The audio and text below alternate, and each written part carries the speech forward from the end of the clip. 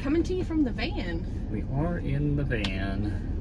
Not traveling, at least not the way that we normally do, but using the van as a great tool in between appointments. It gives us a place to eat and rest and work and all those kinds of things. So Home away from home. Home away from home.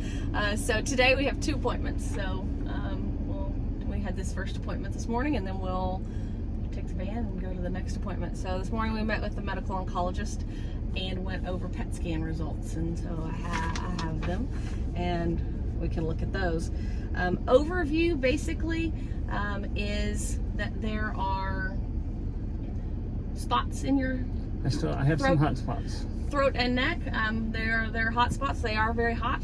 We looked at them with the oncologist just now, and they are definitely bright spots. Mm-hmm. So the cancer has continued to be aggressive, which we knew was the case with this kind of cancer. Right. So since surgery, which was just a month ago, more cancer has continued to develop in that area. Yeah, there's, even though they go in and they take everything out, there can be microcancers that are in there, microscopic Yep. nodules there. Yep. Grow. So, and we knew that there was a possibility for microcancer. We knew that the nodes told us that, and so that turns out to be true. What we do know also is that you had negative margins or clean margins after surgery. And when we talked about those being teeny tiny, they just barely got them within 0.1 centimeters or 10 millimeters. As I like to say. As you like to say. So the margins were very, very close. But after the day of surgery, you were cancer-free, and now you are not. You do have active cancer currently in your neck and throat. So some interesting things about the science of PET scans. They put sugar in your body, glucose in your body, and any abnormal cell like cancer cells is going to soak up that glucose and glow on a PET scan. Mm-hmm. So you have those hot spots in your neck, and we could see those very clearly in your throat and in your neck.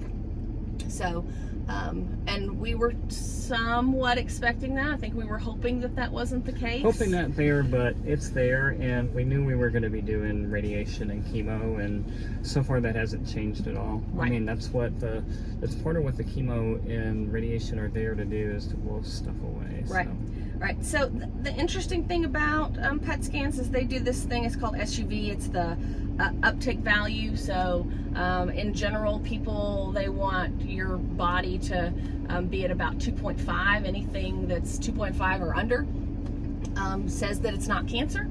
And in your case, the number in your neck, in your throat, was 12.2. So that's cancer for sure. Mm-hmm. And then the number in your neck is 4.4, so not as high, but probably still some cancer in the nodes. So those things we know those things from this scan now, and they don't really change what we were going to do anyway. Correct. That was the plan, was radiation and chemotherapy based on the stage of your tumor, and that continues to be the plan.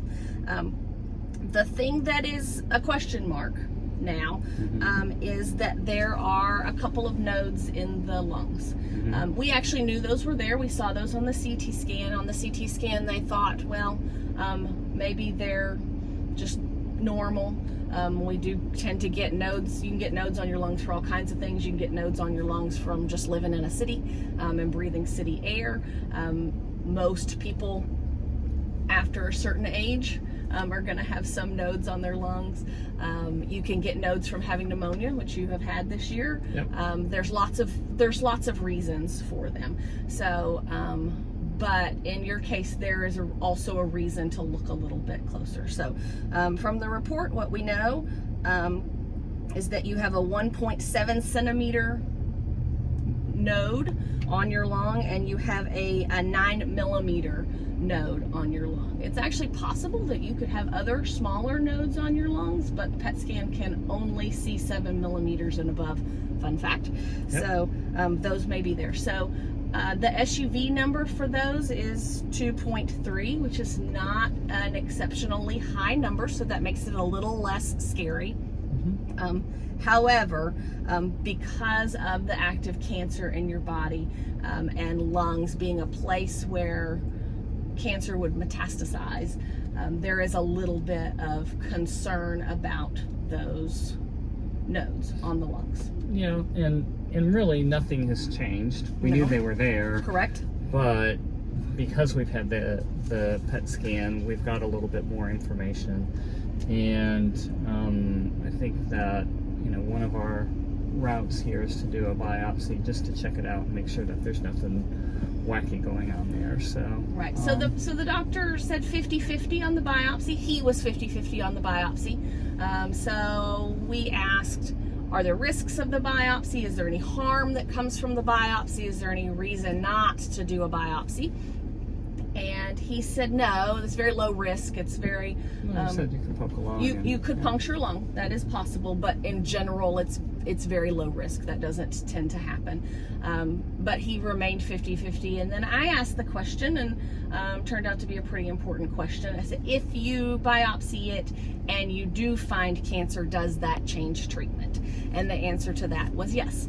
So if they biopsy it and there is cancer in those nodes, then we move to stage 4 cancer. It changes the amount of chemo that's needed. Obviously, it makes it quite more serious. And so we're in a spot where show me the data. Tell me for sure what's in the lungs, because if it's something that's we don't need to worry about, then we won't worry about it. But if it turns out that it is something that we need to worry about, it changes the course of treatment. It does, and that's one of the things that Jess does so well, is she pursues questions with the physicians, not questioning them, but asking them questions. And I think that's been a real benefit for me, in that she's just not taking information in, she's processing that information and doing something with it. So it's pretty cool. Thank you, honey. Thanks. So other than that, there is no other metastatic stuff in your body. There isn't cancer anywhere else. So that's great news. We're glad to know that. All of the rest of your body looks good from a cancer perspective. We did find some really interesting things. You've got some collapse in your lungs at the bottom, so that's probably due to pneumonia. Some things about that. We're gonna have to see a pulmonologist and figure out what to do about that. But in general, the rest of your body looks good from a cancer perspective.